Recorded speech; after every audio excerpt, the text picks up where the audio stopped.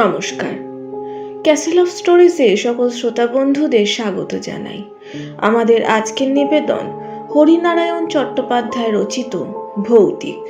শুনতে থাকুন আমাদের আজকের কাহিনী।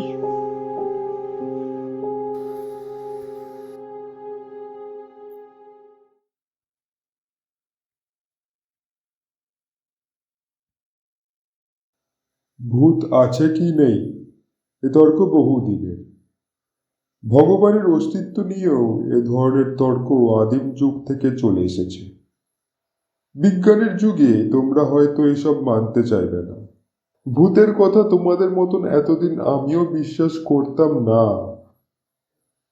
অনেক জায়গায় ভূত দেখবার আমন্ত্রণ পেয়েছি, পোড়ো বাড়িতে রাত কাটিয়েছি, ঘোর অমাবস্যায় শ্মশানে ঘোরাফেরা করেছি।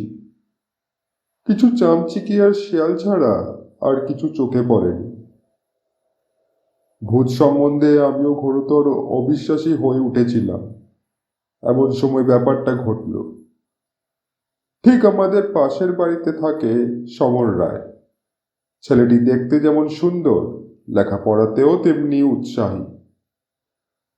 বিয়ে পরীক্ষা দেওয়ার আগে মাঝে মাঝে আমার কাছে পড়তে আসতো। সেই সময় তার বিদ্যা বুদ্ধি পরখ করার সুযোগ আমার হয়েছিল। তাছাড়া একেবারে পাশের বাড়িতে থাকতো। খুব ছোটবেলা থেকেই তাকে দেখেছি। ইদানিং অনেকদিন সমরের সঙ্গে দেখা হয়নি। শুনেছিলাম পরীক্ষার পর সে বাইরে কোথায় বেড়াতে গেছে। এক সন্ধ্যায় ঘরে বসে একটা বই পড়ছি।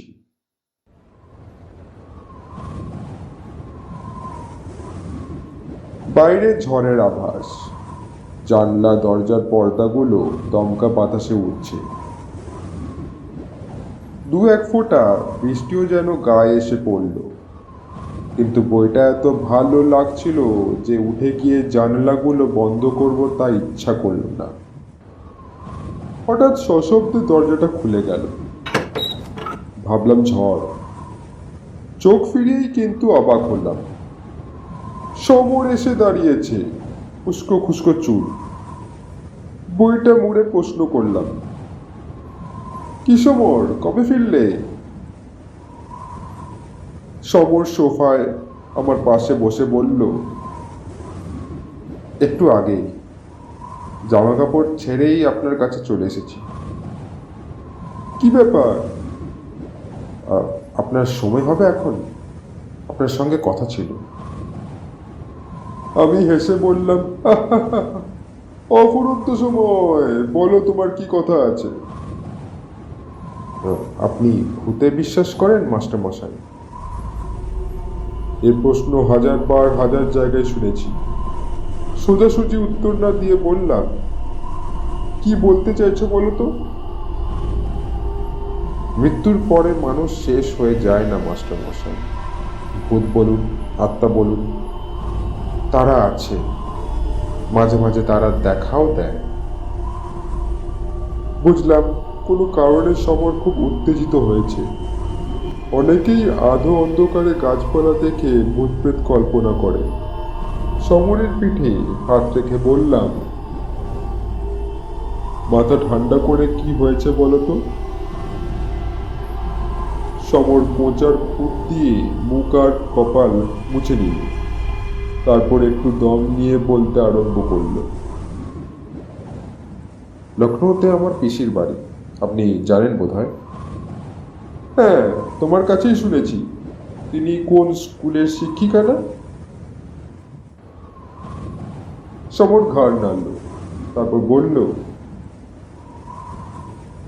পিসি বৈদ্যনাথ শিক্ষা সদনে পড়ান। তিনি অনেক দিন ধরে তার কাছে আমাকে যেতে লিখেছেন, কিন্তু একটার পর একটা ঝঞ্ঝাটের জন্য যাওয়া আর হয়ে ওঠেনি। তাই পরীক্ষার পর ভাবলাম, এখন তো প্রচুর অবসর, এবার ঘুরে আসি। মাসখানেক আগে দেহরাদুন এক্সপ্রেসে রওনা হয়ে গেল।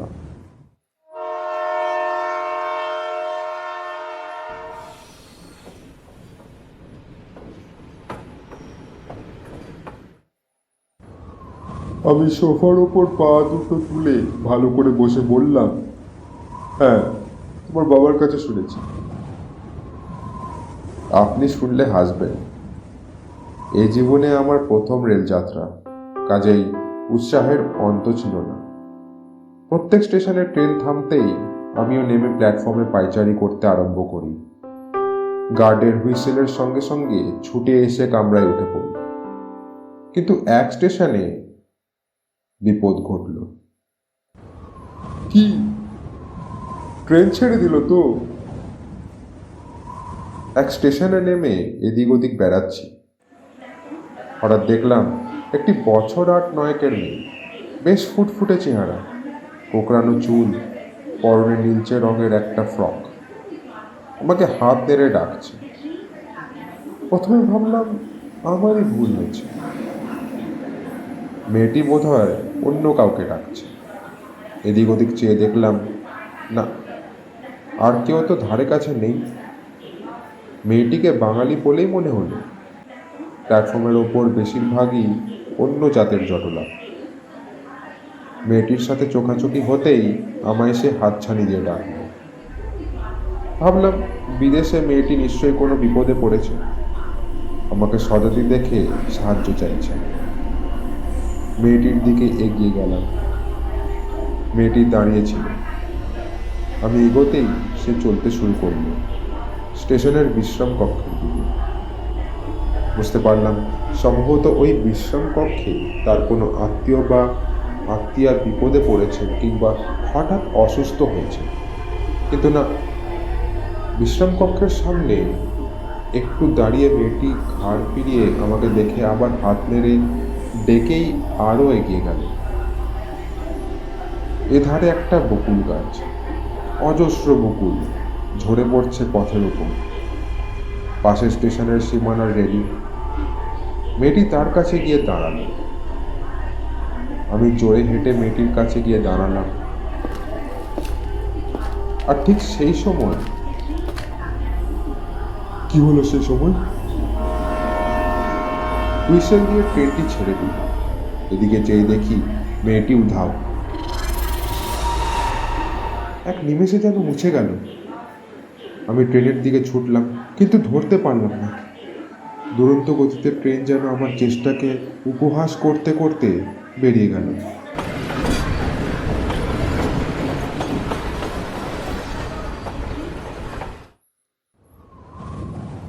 এতক্ষণ পরে আমি হেসে উঠলাম।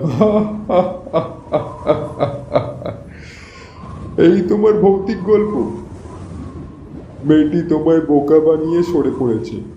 বয়স কম হলে কি হবে, মেয়েটি ভারী ওস্তাদ মনে হচ্ছে। সমর আমার হাসিতে যোগ দিল না, গম্ভীর গলায় বলল, আমার কাহিনী এখনো শেষ হয়নি মাস্টার মশাই। বেশ, বলে যাও। আমি স্টেশন মাস্টারের সঙ্গে দেখা করে ট্রেন ফেল করার কথা বললাম। তিনি পরের স্টেশনে ফোন করে দিলেন, যাতে তারা আমার বিছানা আর সুটকেসটা নামিয়ে রাখতে পারে। এর পরের ট্রেন রাত 9:30। হাতে অঢেল সময়। সমস্ত বিশ্রাম কক্ষগুলো তন্ন তন্ন করে খুঁজলাম। কয়েকজন দেহাতি যাত্রী বসে আছে, মেয়েটি কোথাও নেই। স্টেশনের বাইরে এসে কয়েকটা টাঙাওয়ালাকে মেয়েটির কথা জিজ্ঞেস করলাম। তারা কেউ কিছু বলতে পারল না। আশ্চর্য লাগলো, চোখের সামনে থেকে মেয়েটি কি করে নিশ্চিহ্ন হয়ে গেল। এই প্রচণ্ড দিনের আলোয় কোথায় সে সরে যেতে পারে? আশ্চর্য হবার আমার আরও বাকি ছিল। রাত 9টা নাগাদ সারা স্টেশনে হয়েছিল। সবাই খুব ব্যস্ত। গিয়ে খবর নিয়েই চমকে উঠলাম। দেহরাদুন এক্সপ্রেসের সঙ্গে একটা মালগাড়ির ভীষণ ধাক্কা লেগেছে। মারাও গেছে বেশ কয়েকজন। আপাতত সব গাড়ি বন্ধ। দু একটা রিলিফ ট্রেন সাহায্য নিয়ে ছোটাছুটি করছে। স্টেশনে মাস্টারের কামরায় খুব ভিড়। অনেকেই আত্মীয় স্বজনের খোঁজ নেওয়ার জন্য ব্যাকুল। ভিড় কমতে খবর পেলাম দেহরাদুন এক্সপ্রেসের সামনের 4খানা বগি একেবারে চূর্ণ বিচূর্ণ হয়ে গেছে। সামনের 3 নম্বর বগিতে আমার থাকার কথা। সেই মুহূর্তে নতুন করে আবার মেয়েটির কথা মনে হলো। মেয়েটি হাতছানি দিয়ে যদি আমাকে ডেকে না নিয়ে যেত, তাহলে আমার কি অবস্থা হতো ভেবেই চোখ উঠলাম। সেই রাত্রেই দুটো টেলিগ্রাম করলাম, একটা কলকাতার বাড়িতে আর একটা লখনৌতে পিসির কাছে। লিখে দিলাম যে ভাগ্যক্রমে দুর্ঘটনার হাত থেকে আমি বেঁচে গেছি। পথে এক স্টেশনে আমি নেমে পড়েছিলাম। লাইন ঠিক হতে দিন দুয়েক লাগলো। আবার একদিন লখনৌ রওনা হলাম পিসিকে খবর দিয়ে।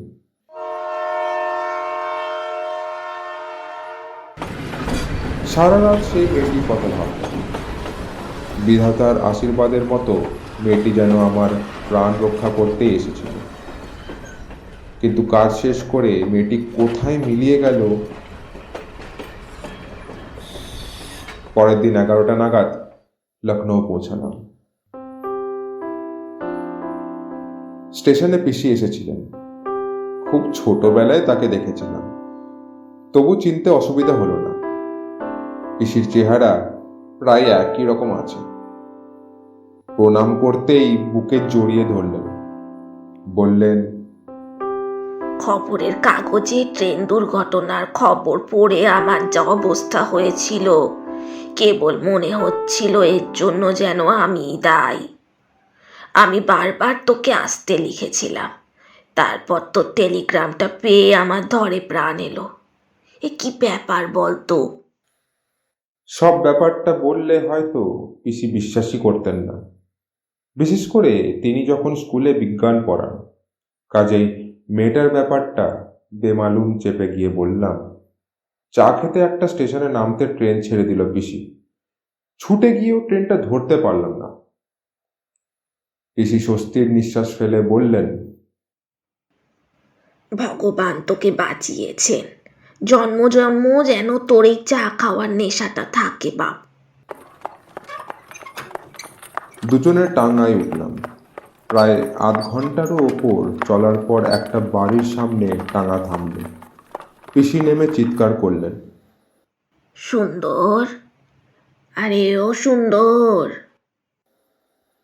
একটি ছোকরা নেমে এলো। আমার সুটকেস আর বিছানা নিয়ে আবার ওপরে উঠে গেল। পিসির পিছন পিছন আমিও ওপরে উঠলাম। মাঝারি সাইজের একটা ঘরের দিকে আঙুল দেখিয়ে পিসি বললেন, ওই যে ঘরটা তোর। যা জামা কাপড় ছেড়ে নিগে, আমি তোর জন্য জল খাবারের ব্যবস্থা করি। শরীর খুব ক্লান্ত ছিল। ঘরের মধ্যে ঢুকে একটা চেয়ারের ওপর নিজেকে ছেড়ে দিলাম। এক কোণে একটা টেবিল, তার ওপর বাতিদান, একটা আলনা এবং ছোট একটা খাট, দেওয়ালে গোটা তিনেক ছবি। সামনের ছবিটার দিকে চাইতেই সমস্ত শরীর বিদ্যুৎ পৃষ্ঠের মতো কেঁপে উঠল। উঠে দাঁড়িয়ে পড়লাম। মনে হলো ভয় কালো একটা ছায়া আমাকে আবৃত করার চেষ্টা করছে। তাড়াতাড়ি বাইরে এসে ডাকলাম, পিসি, ও পিসি। এতক্ষণে আমার ডাক পিসির কানে পৌঁছলো। হন্তদন্ত করে পিসি সিঁড়ির কাছে এসে বললেন, কি রে, কি হয়েছে? একটু ঘরে এসো। আহা, কি হলো বলবি তো? আমি ছুটে ওপরের ঘরে এসে দাঁড়ালাম। হাঁপাতে হাঁপাতে পিসিও এলেন একটু পরে।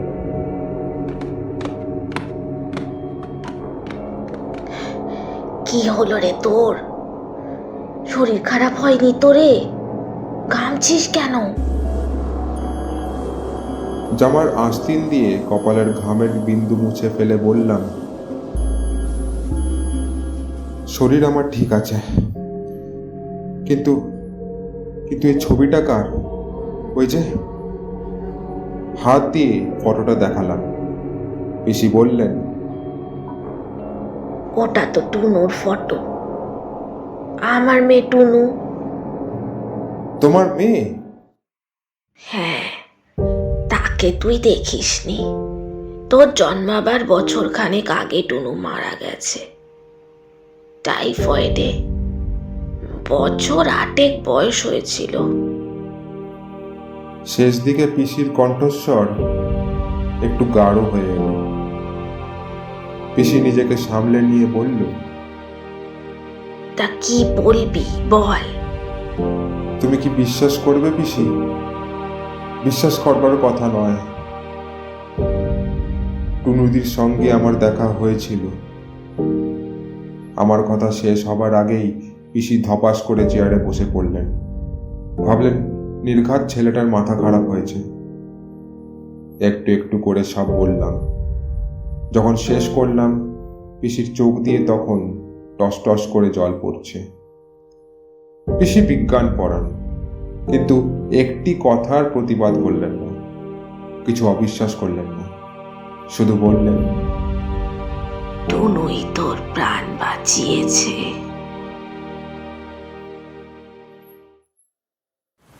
এবার আমার দিকে সমর ঘুরে বসল। বলুন মাস্টার মশাই, কি করে এটা সম্ভব?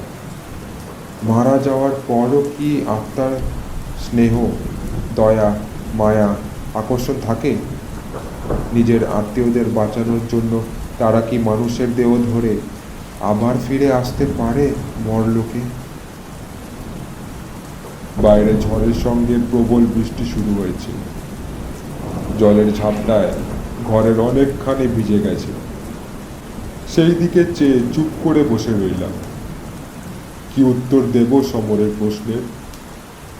চিরদিনের জন্য হারিয়ে যাওয়া মানুষ নিজের লোককে বিপদ থেকে রক্ষা করার জন্য আবার পৃথিবীতে ফিরে আসে, তাও কি সম্ভব?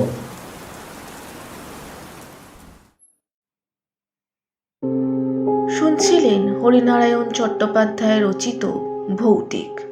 আমাদের আজকের গল্পটি আপনাদের যদি ভালো লেগে থাকে তবে ভিডিওটি লাইক করুন, শেয়ার করুন এবং আমাদের চ্যানেল ক্যাসেল অফ স্টোরিজকে সাবস্ক্রাইব করুন। আমরা খুব শীঘ্রই নতুন একটি গল্প নিয়ে ফিরব।